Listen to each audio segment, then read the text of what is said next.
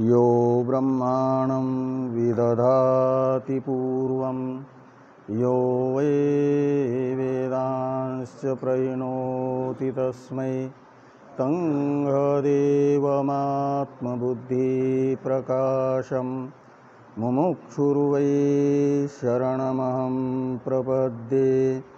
ॐ शान्ति शान्ति शान्तिः।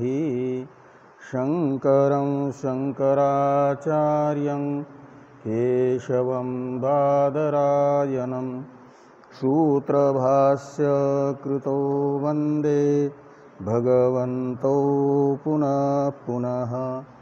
ईश्वरो गुरुरात्मेति मूर्तिभेदविभागिने व्योमवद्व्याप्तदेहाय दक्षिणामूर्तये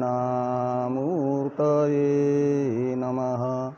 ॐ शान्ति शान्ति शान्तिः।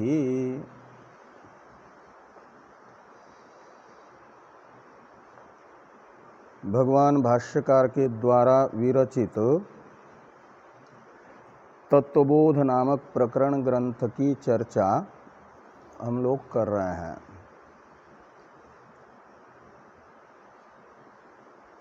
तत्वबोध के मंगलाचरण में भगवान भाष्यकार के द्वारा वासुदेवेंद्र योगींद्र इस प्रथम पद में एक परमात्मा के बोधक वासुदेव शब्द का प्रयोग किया गया था। वासुदेव शब्द की विष्णु पुराण में दो प्रकार से व्युत्पत्ति बताई गई है। उन दोनों प्रकार की व्युत्पत्ति को बताने वाला विष्णु पुराण का श्लोक यहाँ पर उद्धृत करते हुए वासुदेव शब्द का अर्थ भगवान भाष्यकार ने उस पुराण के श्लोक के आधार पर जगत अधिष्ठान ब्रह्म ये बताया। वासुदेव शब्द का अर्थ क्या निकलेगा? जगत का अधिष्ठान रूप ब्रह्म। दो प्रकार की उत्पत्ति बताते हुए कहा गया कि जिस कारण से यतः असौ सर्वत्र वसति और ततो असौ विद्वद्भिः वासुदेवेति परिगीयते, एक वाक्य था। इसमें बताया गया था कि जिस कारण से यह असौ यानी वह परमात्मा सर्वत्र रहता है, उस कारण से वासुदेव इस नाम से कहा जाता है। किनके द्वारा? तो विद्वद्भि, विद्वानों के द्वारा। विद्वान लोग जो सब में रहेगा, सर्वत्र रहेगा, उसे वासुदेव कहते हैं, पहले उत्पत्ति के अनुसार। और दूसरे उत्पत्ति के अनुसार यतः समस्तम च अत्र वै वसति ततो विद्वद्भि असौ वासुदेव इति परिगीयते, ये दूसरा वाक्य बनेगा। दूसरे वाक्य में वसति क्रियापद का करता है समस्त शब्दित अनात्मा, पूरा जगत, ये है आपके समस्त शब्द का अर्थ। दो ही तत्व पदार्थ हैं, एक तो आत्मा, दूसरा अनात्मा। तो अनात्मा मात्र को बताने के लिए समस्त शब्द का प्रयोग है। और अत्र शब्द का अर्थ है अत्र आत्मनि, यानी यतः, यानी जिस कारण से इस आत्मा के में सब अनात्म पदार्थ रहते हैं, का मतलब आत्मा के रहते हुए ही अनात्मा का अस्तित्व है। यदि आत्मा न हो तो अनात्मा नाम के पदार्थ की कोई सत्ता ही नहीं है। तो इससे बताया गया अनात्मा मात्र को सत्ता प्रदान करने वाला जिस कारण से जगत अधिष्ठान ब्रह्म है, उस कारण से उसे वासुदेव इस नाम से कहा जाता है, जिससे समस्त कार्य कारणात्मक जगत को सत्ता प्राप्त होती हो, अस्तित्व सिद्ध होता हो जगत का, उसे कहा जाता है वासुदेव। इस प्रकार वासुदेव शब्द की दो प्रकार से उत्पत्ति बता करके वासुदेव शब्द परमात्मा का यानी ब्रह्म का परामर्शक है, बोधक है, ये बताया। और ब्रह्मवेद ब्रह्मैव भवति, इस मुंडक श्रुति ने बताया ब्रह्मज्ञानी ब्रह्मस्वरूप ही होता है। तो जो गोविंद पादाचार्य जी हैं, भगवान भाष्यकार के गुरुदेव, वे ब्रह्मज्ञ होने के कारण ब्रह्म के वाचक वासुदेव शब्द से उनको भी कहा जा रहा है। ब्रह्मवेद ब्रह्मैव भवति के अनुसार ब्रह्म स्वरूप है वे, और उन्हें ब्रह्म स्वरूप समझ करके ब्रह्म के बोधक वासुदेव, वासुदेवेंद्र शब्द से कहा गया। अब मंगलाचरण के श्लोक में जो प्रौढ़ ग्रंथकर्ता होते हैं, वे बुद्धिमान जिज्ञासुओं की प्रवृत्ति अपने द्वारा रचित ग्रंथ में हो जाए, अध्ययन के लिए ग्रंथ के, इस उद्देश्य से क्या करते हैं कि अनुबंध चतुष्टय का निर्देश मंगलाचरण में ही करते हैं। तो मंगलाचरण का वाक्य पढ़ करके ही उसे ज्ञात हो जाता है बुद्धिमान जिज्ञासु को कि इस ग्रंथ का प्रतिपाद्य विषय ये है। अनुबंध चतुष्टय कहा जाता है अधिकारी, विषय, प्रयोजन और संबंध को, ये चार अनुबंध चतुष्टय कहलाते हैं। और इनमें अधिकारी, विषय, प्रयोजन के सूचक शब्द मंगलाचरण के श्लोक में भगवान भाष्यकार ने मुमुक्षुनाम शब्द से अधिकारी को भी बताया गया, और मुमुक्षु नाम इसी शब्द के अंदर जो मुमुक्षुओं की इच्छा का विषयभूत मोक्ष है, इसको भी बताया गया है। तो मुमुक्षु तो है अधिकारी और मोक्ष है फल, प्रयोजन। मुमुक्षु और मोक्ष, इन दो शब्दों में क्या अंतर है? इनका अर्थ क्या है? यानी अलग अलग अर्थ है कि एक ही अर्थ है? मुमुक्षु नाम और मोक्ष, मुमुक्षु और मोक्ष, मोक्ष फल है और उसे चाहने वाला मुमुक्षु है। मोक्ष को चाहने वाला मुमुक्षु और जिसकी चाह है वह मोक्ष। तो इस प्रकार ये मुमुक्षु शब्द ने ही फल को भी तत्वबोध नामक ग्रंथ के और अधिकारी को भी बताया, सूचित किया।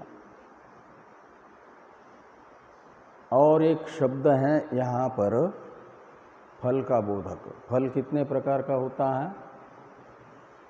फल के प्रकार हैं? कौन सा? हाँ, मुख्य फल, उसको प्रधान फल भी कहा जाता है, और अवान्तर फल।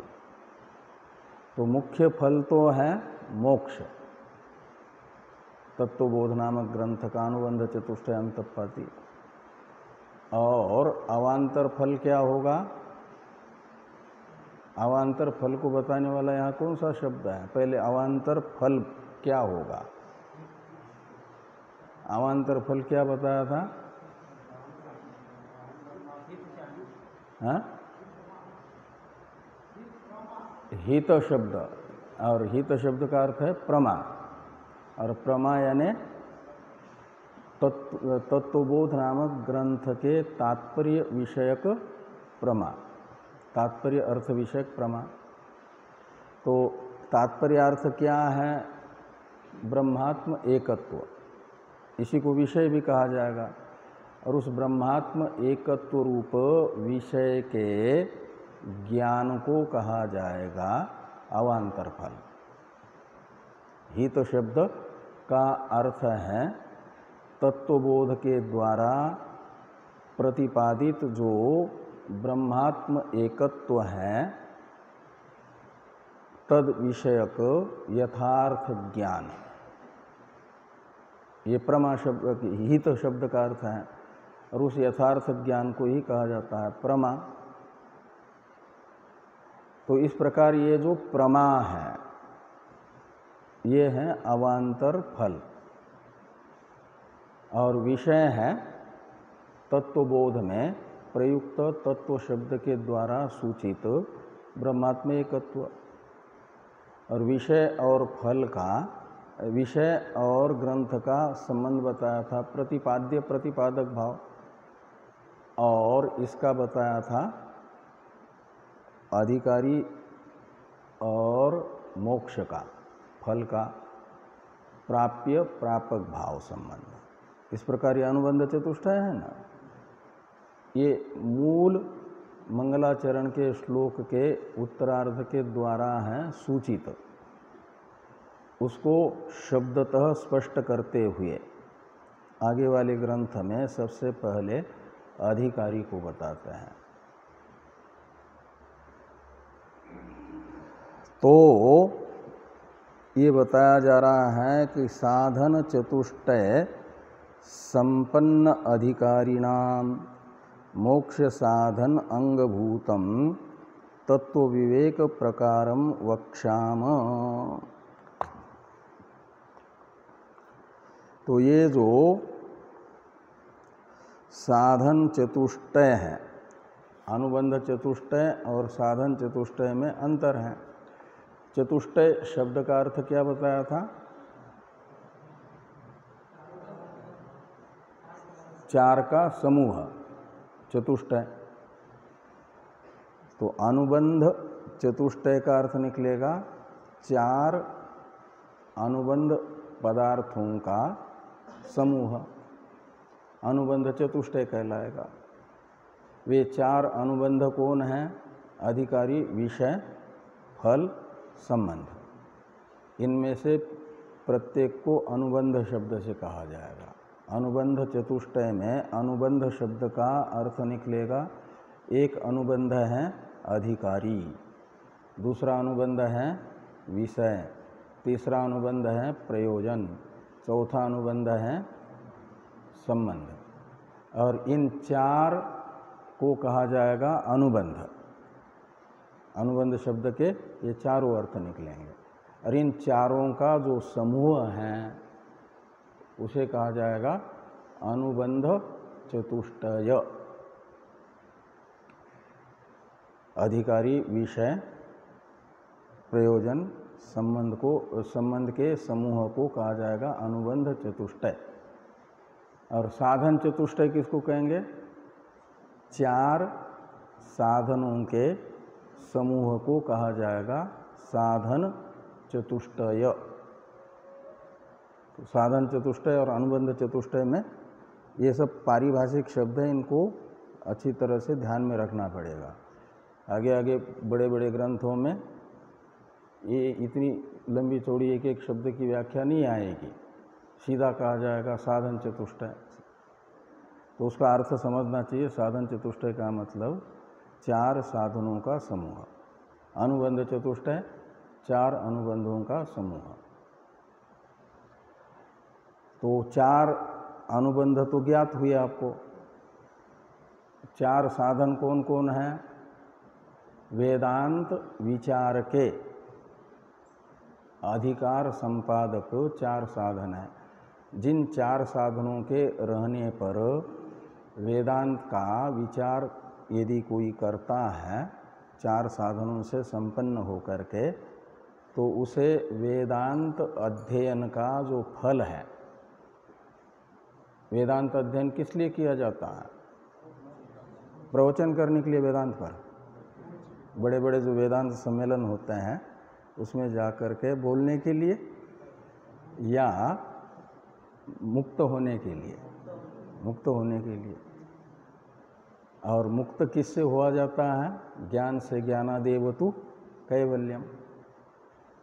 तो वेदांत का तात्पर्य विषयभूत ब्रह्मात्म एकत्व का अनुभव हमें प्राप्त हो जाए, इसलिए वेदांत का स्वाध्याय किया जाता है। वेदांत स्वाध्याय का उद्देश्य है वेदांत स्वाध्याय से हमें वेदांत का परम तात्पर्य विषयभूत ब्रह्मात्म एकत्व का बोध हो। उस बोध से क्या लेना देना है आपका? तो कहते उस बोध के बिना मुक्त हुआ नहीं जा सकता। ज्ञानादेवतु कैवल्यम, रीते ज्ञानान न मुक्ति। तो बिना ज्ञान के मुक्ति नहीं होती है। मुक्ति के लिए ज्ञान जरूरी है, और वो ज्ञान वेदांत स्वाध्याय से होता है। लेकिन कौन व्यक्ति वेदांत का स्वाध्याय करे तो उसे वेदांत तात्पर्य विषयभूत ब्रह्मात्म एकत्व की अनुभूति होगी। जो कोई भी वेदांत को पढ़ ले तो उसे क्या अहम ब्रह्मास्मि ऐसा ब्रह्मात्म एकत्व विषय ज्ञान होगा, या कोई निश्चित विशिष्ट व्यक्ति है वो यदि वेदांत का स्वाध्याय करता है तो उसे ही ज्ञान होगा। तो कहते हैं सभी के सभी को वेदांत स्वाध्याय मात्र से ज्ञान नहीं होगा। विशिष्ट व्यक्ति को, वो विशिष्ट व्यक्ति में विशेषता क्या होनी चाहिए? तो विशेषता होनी चाहिए 4 साधनों से युक्तता।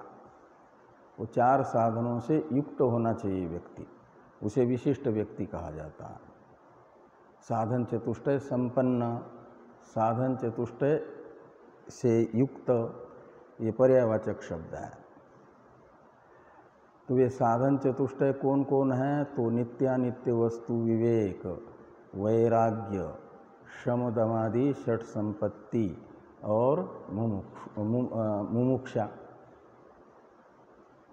इन 4 को कहा जाता है साधन चतुष्टय। और ये 4 साधन जिसके अंदर आ जाते हैं उसे कहा जाता है साधन चतुष्टय विशिष्ट, साधन चतुष्टय संपन्न।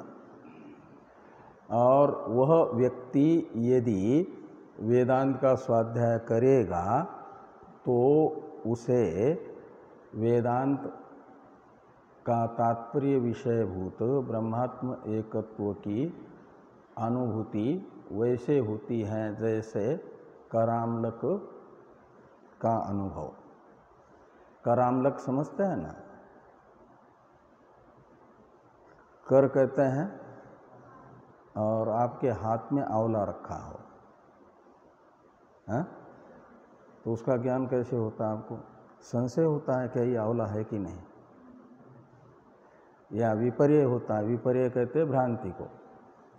ये आंवला नहीं है, ऐसी भ्रांति होती है क्या? ये आंवला हाथ में रखा हुआ आंवला ही है और उसे देख करके ये निश्चय होता है कि ये आंवला नहीं है। ये आंवला नहीं है, कांच की गोटी है या प्लास्टिक का बनाया हुआ आंवला है, ऐसा यदि अनुभव हो रहा है तो इसे विपर्य कहा जाएगा। ये वास्तविक आंवला है या नहीं है, इसे संशय कहा जाएगा। तो ये दो प्रकार के ज्ञानों में से पहला ज्ञान है ये आंवला नहीं, कांच की गोली है, गोटी है, तो इसे भी कहा जाएगा भ्रांति। तो ये भी एक ज्ञान है, भ्रम रूप ज्ञान है। ये आंवला है कि नहीं, ये संशयात्मक ज्ञान। और इन दोनों प्रकार के ज्ञान से रहित एक होता है वास्तविक ज्ञान, ये आंवला ही है। और फिर आपके हाथ में रखे हुए आंवले को यदि ब्रह्मा जी आकर के भी कहें कि ये आंवला नहीं, प्लास्टिक का बना हुआ है, लेकिन आपको नहीं ये आंवला ही है, ये निश्चय रहे। भले ब्रह्मा जी कह रहे हैं आंवला नहीं है, तो ब्रह्मा जी को ये कहने की हिम्मत हो जाए कि नहीं आप गलत बोल रहे हो, हम जो अनुभव कर रहे हैं वास्तविक आंवला ये आंवला ही है। इसे इस ज्ञान को कहा जाता है करामलक में अवस्थित अमले का ज्ञान, संशय विपर्य रहित ज्ञान। ऐसा संशय विपर्य रहित ज्ञान उस विशिष्ट अधिकारी को होगा जो साधन चतुष्टय से युक्त होगा, इन चार साधनों से। ज्ञान से ही मोक्ष मिलता है। हाँ हाँ, और विधा जैसे क्रिया योग का है या योग का है, उससे मिल सकता है। उससे ज्ञान की योग्यता प्राप्त होती है। बाकी सब साधन ज्ञान के हैं। इन सब साधनों से ज्ञान की उत्पत्ति में प्रतिबंधक जो चित्तगत दोष हैं, उन दोषों की निवृत्ति होती है। और निर्दोष चित्त में ही अहम ब्रह्मास्मि ये बोध होता है। उसके लिए चित्त का निर्दोष होना आवश्यक है। और चित्त में बहुत सारे दोष हैं, मल से लेकर के विपर्य तक, और वो सारे दोष एक ही साधन से निवृत्त नहीं होते। निष्काम कर्मयोग से लेकर के निधिध्यासन पर्यंत के ये सब साधन हैं ज्ञान की उत्पत्ति में प्रतिबंधक दोषों का निराकरण करने वाले। और इनसे रहित जब चित्त हो जाएगा तो अहम ब्रह्मास्मि ये बोध होगा। इसके लिए यहाँ अनुबंध चतुष्टय अंतःपाती अधिकारी को पहले बताया जा रहा है। तो ये कहते हैं कि साधन चतुष्टय संपन्न अधिकारीणाम। तो अधिकारीणाम ये कौन सी विभक्ति है? षष्ठी बहुवचन।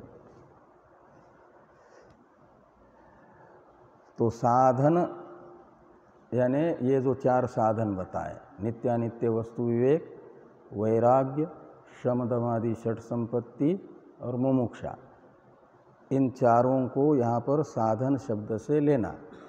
और साधन चतुष्टय शब्द का अर्थ क्या निकलेगा? इन चार साधनों का समूह, नित्यानित्य वस्तु विवेक से लेकर के मुमुक्षा तक। और ये शब्द मात्र नहीं है, नित्यानित्य वस्तु विवेक शब्द का अर्थ मात्र नहीं, यानी केवल शब्द पढ़ना याद करना इतना मात्र नहीं, अपितु जिसको साधन चतुष्टय के वाचक शब्दों को शब्दकंठ हो गए और बोल रहा है साधन चतुष्टय संपन्न अधिकारी होता है, तो वो साधन चतुष्टय संपन्न हुआ ऐसा नहीं। नित्यानित्य वस्तु विवेक ये प्रथम साधन है का मतलब उसके अंदर नित्य वस्तु कौन है, अनित्य वस्तु कौन है, इसका सुस्पष्ट प्रकाश और अंधकार के तरह अलग अलग ज्ञान होना चाहिए। जैसे प्रकाश में कभी अंधकार की भ्रांति नहीं होती और अंधकार में प्रकाश की भ्रांति नहीं होती, ये होता है ना। ऐसे ही नित्य जो वस्तुतः ही नित्य वस्तु है वही नित्य हैं और बाकी सब अनित्य हैं, ऐसा दृढ़ विश्वास निश्चय, ये नित्यानित्य वस्तु विवेक कहलाएगा, आगे आएगा। ये जिसके अंदर होगा नित्यानित्य वस्तु विवेक, तो जिस वस्तु को आप अनित्य समझते हैं, कब रहेगी और कब जाएगी कोई पता नहीं है जिसका, तो अनित्यत्वेन निश्चित जो वस्तु है, तो अनित्यता एक दोष है ना, और ये अनित्यता जो दोष है ये उपलक्षण है बाकी पारतंत्र्यादि दोषों का। पारतंत्र कहते हैं परतंत्रता को, स्वतंत्रता परतंत्रता समझते हैं ना। तो परतंत्र कहा जाता है दूसरे के अधीन। तो दो प्रकार का सुख है ना, एक वैषयिक सुख और एक आत्म सुख। तो जो वैषयिक सुख है वह विषय वैषयिक कहा जाता है, विषयजन्य सुख को वैषयिक सुख कहते हैं। और ये जो विषयजन्य सुख है वो विषय के अधीन रहेगा कि नहीं रहेगा, और विषय अधीन सुख को भोगने के लिए शरीर की भी ज़रूरत है। इसे भोगायतन कहा जाता है शरीर को, और भोग कहा जाता है सुख का अनुभव या दुख का अनुभव, भोग कहलाता है। और भोग सशरीर आत्मा को ही होता है, जिसके पास ये स्थूल शरीर नहीं है उसे भोग नहीं होता। और सूक्ष्म शरीर को कहा जाता है करण, करण यानी उपकरण, साधन। और उपभोग का उपकरण है, साधन है कौन? सूक्ष्म शरीर। सूक्ष्म शरीर अंतःपाती, 5 ज्ञानेंद्रिया, 5 कर्मेंद्रिया और अंतःकरण, ये सब जो है उपकरण कहलाते हैं। तो इन उपकरणों के बिना भी शरीर हो लेकिन आँख न हो, जन्मांध व्यक्ति हो, तो उसे रूप से होने वाला सुख या दुख, रूप दर्शन से होने वाला सुख या दुख का अनुभव होगा क्या? नहीं होगा। क्यों? कि रूप ग्रहण का यानी रूपानुभव का उपकरण जो नेत्र इंद्रिय है वह उस समय नहीं है इसके पास, जन्मतः ही अंधा है। का मतलब उपकरण की भी ज़रूरत होती है और बाह्य रूपादि विषयों की भी ज़रूरत होती है। तो बाह्य रूपादि विषय, ये स्थूल शरीर रूप भोगायतन और चक्षुरादि इंद्रियादि रूप उपकरण, इन उपकरणों के बिना वैषयिक सुख का अनुभव नहीं होता है। इसलिए इसे इनके अधीन कहा जाएगा ना, पराधीन है ये, परतंत्र है।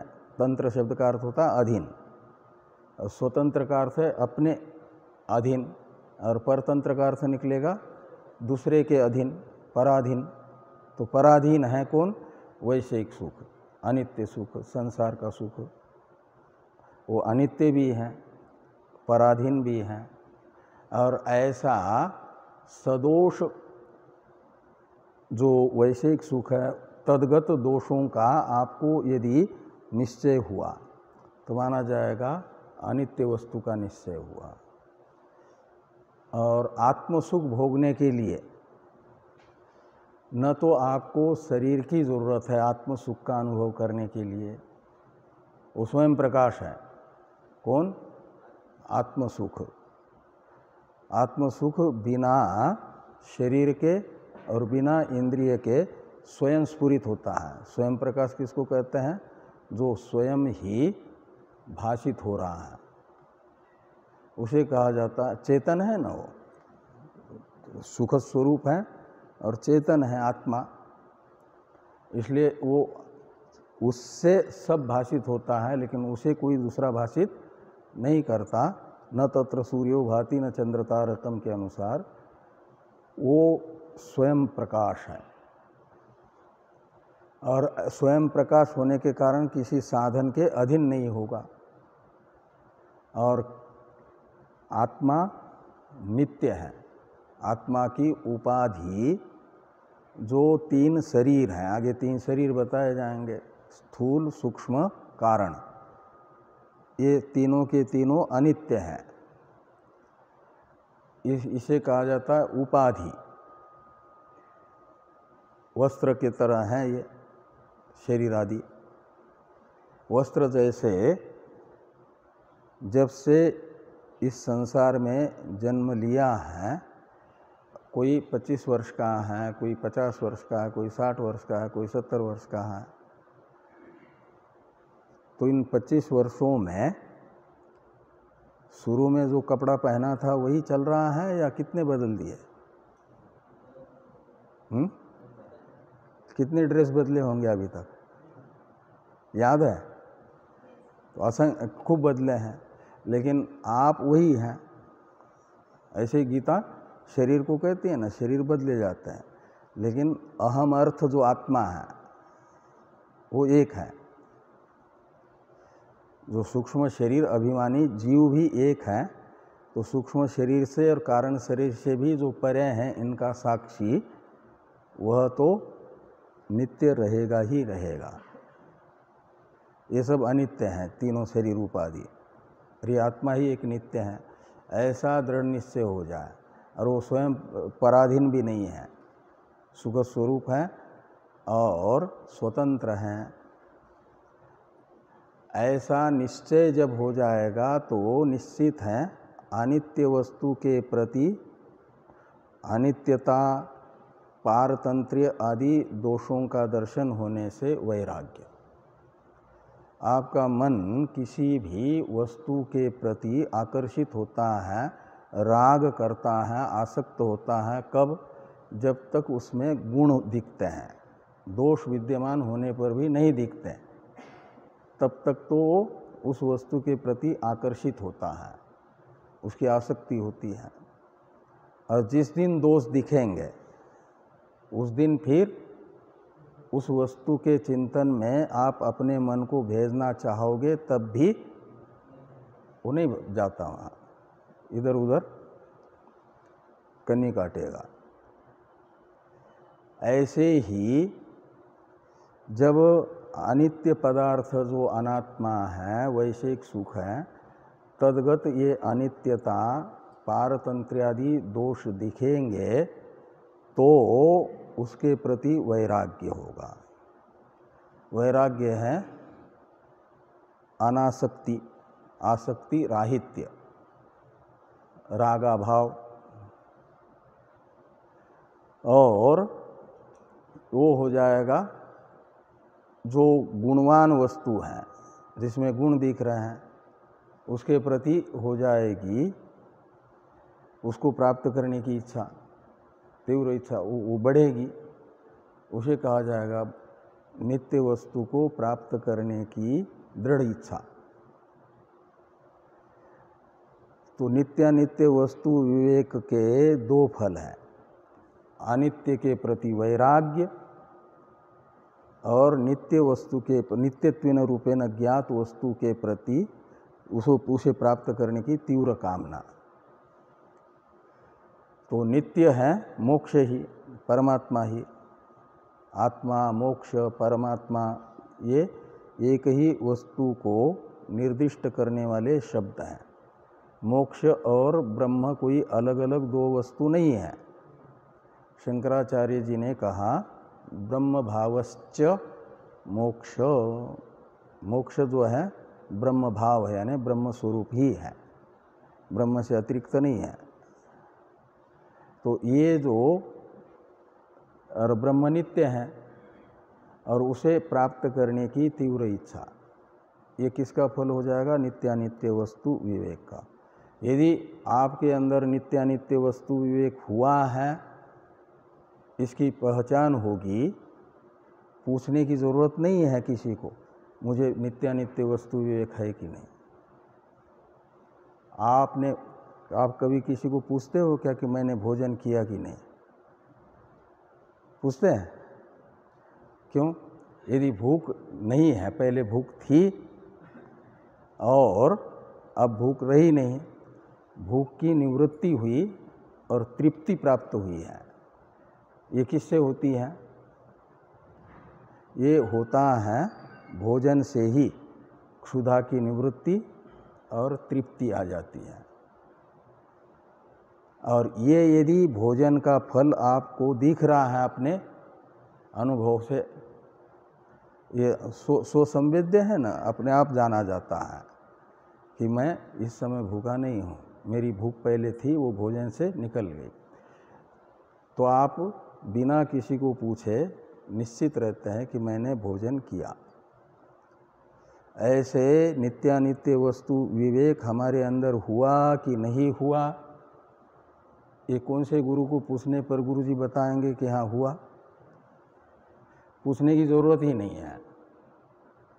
आप के अंदर अनित्य पदार्थ के प्रति यदि वैराग्य हुआ, अनासक्ति है, और मोक्ष को प्राप्त करने की तीव्र इच्छा है, जैसे मछली के अंदर पानी से बाहर की हुई जो मछली है वो पानी में पहुंचने के लिए तड़प रही है, ऐसे मोक्ष को प्राप्त करने के लिए आपके अंदर से तड़फन हो रही है, तो माना जाएगा कि आपका नित्यानित्य वस्तु विवेक हुआ है। ये पहला साधन आपके अंदर आया तो दूसरा साधन आएगा ही। जैसे भोजन आपका पूरा हुआ तो क्षुधा जाएगी और तृप्ति आएगी, ऐसे ये दो चीज़ें आएगी। और जिसका अनित्य संसार के प्रति वैराग्य होगा जिसके चित्त में, उसके अंदर फिर शम दम उपरति तितिक्षा श्रद्धा समाधान आदि आ ही जाते हैं। ये शम दम आदि षट संपत्ति का अर्थ है, ये 6 हैं इसमें, शम दम उपरति तितिक्षा श्रद्धा समाधान। तो या 4 साधनों में भी पूर्व साधन उत्तर साधन के प्रति हेतु है, उत्तर साधन फल है पूर्व साधन का। तो ये साधन चतुष्टय हुआ, और इस साधन चतुष्टय संपन्न, इस प्रकार ये चारों आपके अंदर, ये चारों के चारों आपके अंतःकरण के धर्म है। ये कहीं भाल पर लिख करके नहीं आएगा कि नित्यानित्य वस्तु विवेक इस व्यक्ति का हुआ तो एक ठप्पा लग जाए भाल पर या कहीं न कहीं शरीर पे। जैसे आजकल टेटू कहते हैं, क्या कहते हैं? टीटू कहते हैं, टेटू कहते हैं, हाथ में शरीर में करते हैं, गोंदते हैं ना, क्या कहते हैं उसको? टेटू। हाँ, ऐसे टेटू नहीं आएगा कि ये नित्यानित्य वस्तु विवेक संपन्न है या वैराग्यवान है, उसका कोई टेटू नहीं होगा। अपितु ये अंतःकरण के धर्म है, ये अंतःकरण की वृत्तियों का नाम है। चित्त में परिवर्तन होगा। आसक्ति चित्त का धर्म है ना, पहले संसार के प्रति जो आसक्ति थी वह नहीं रहेगी। पहले संसार ही नित्य प्रतीत होता था, आत्मा इस शरीर आदि से अलग प्रतीत नहीं होता था। इसलिए शरीर आदि की मृत्यु से अपनी ही मृत्यु, शरीर आदि के जन्म से अपना ही जन्म समझता था, आत्मा को जन्म मरणशील समझता था। लेकिन नित्यानित्य वस्तु विवेक होगा तो अजो नित्य शाश्वतोयम पुराण, ये हो जाएगा आत्मा के विषय में। तो और ये निश्चय किस में होगा? अंतःकरण में, न कि बाहर किसी शरीर में परिवर्तन कोई नहीं होगा। और वैराग्य, ये भी अंतःकरण की ही वृत्ति है, आसक्ति, आसक्ति का अभाव। और मुमुक्षा का अर्थ है मोक्ष की इच्छा, तीव्र इच्छा। तो इच्छा ये किसका धर्म है, शरीर का कि मन का? हाँ, मन का। इसलिए नित्यानित्य वस्तु विवेक भी, वैराग्य भी, मुमुक्षा भी अंतःकरण के धर्म हो गया। और शम दमादि षट संपत्ति, इनमें भी कुछ शरीर, इंद्रिया और मन के धर्म हैं, ये बताया जाएगा फिर आगे। तो इस प्रकार ये 4 साधन से संपन्न हुआ। संपन्न का अर्थ है युक्त, विशिष्ट। संपन्न, युक्त, विशिष्ट, ये पर्यायवाचक शब्द है। किससे संपन्न यानी विशिष्ट? तो साधन चतुष्टय से। इन 4 साधनों से विशिष्ट यानी युक्त जो मनुष्य है, अधिकारी है, वो वेदांत का अधिकारी है। इसे वेदांत का अधिकारी कहा जाएगा। ये यदि वेदांत का स्वाध्याय करता है तो उसे वेदांत का जो अवान्तर प्रयोजन है, अहम ब्रह्मास्मि इत्याकारक प्रमा, वह होती है। और उस प्रमा का फल है मोक्ष, वो होता है। तो इस दृष्टि से यहाँ पर कह रहे हैं कि अधिकारिणाम मोक्ष साधन अंगभूतम तत्व विवेक प्रकारम वक्ष्याम। तो इन अधिकारियों को मोक्ष के साधन के अंगभूत तत्व विवेक का प्रकार हम बताएंगे। वक्ष्यामः, ये उत्तम पुरुष है, क्रियापद है ना, भविष्यत्कालीन क्रियापद है। आगे अभी बताने जा रहे हैं भाष्यकार भगवान, ये प्रतिज्ञा ग्रंथ को बताने की, कि साधन चतुष्टय संपन्न अधिकारियों को तत्व ज्ञान, मोक्ष साधन है तत्व ज्ञान, हित शब्द का अर्थभूत वह, और अंग शब्द का भी अर्थ होता है साधन। तो ये जो अहम ब्रह्मास्मि बोध है मोक्ष का साधन प्रमा, और उसका अंग, अंग यानी साधन, अहम ब्रह्मास्मि इस ज्ञान का जो साधन है वो कौन है? तत्व विवेक प्रकार। तत्व विवेक का जो प्रकार है उस प्रकार को हम आगे बताएंगे। ये भाष्यकार भगवान ने ग्रंथ का प्रतिपादन करने की प्रतिज्ञा की है। इसमें मोक्ष साधन अंगभूतम, इस पद की थोड़ी चर्चा करनी है, वो कल कर लेता है। ओम पूर्णमदः पूर्णमिदं पूर्णात् पूर्णमुदच्यते पूर्णस्य पूर्णमादाय पूर्णमेवावशिष्यते। ओम शांति शांति शांतिः। शंकरं शंकराचार्यं केशवं बादरायणं सूत्रभास्य कृतौ वन्दे भगवन्तौ पुनः पुनः। ईश्वरो गुरुरात्मेति मूर्तिभेदविभागिने व्योमवद्व्याप्तदेहाय दक्षिणामूर्तये नमः। ओम शांति शांति शांति।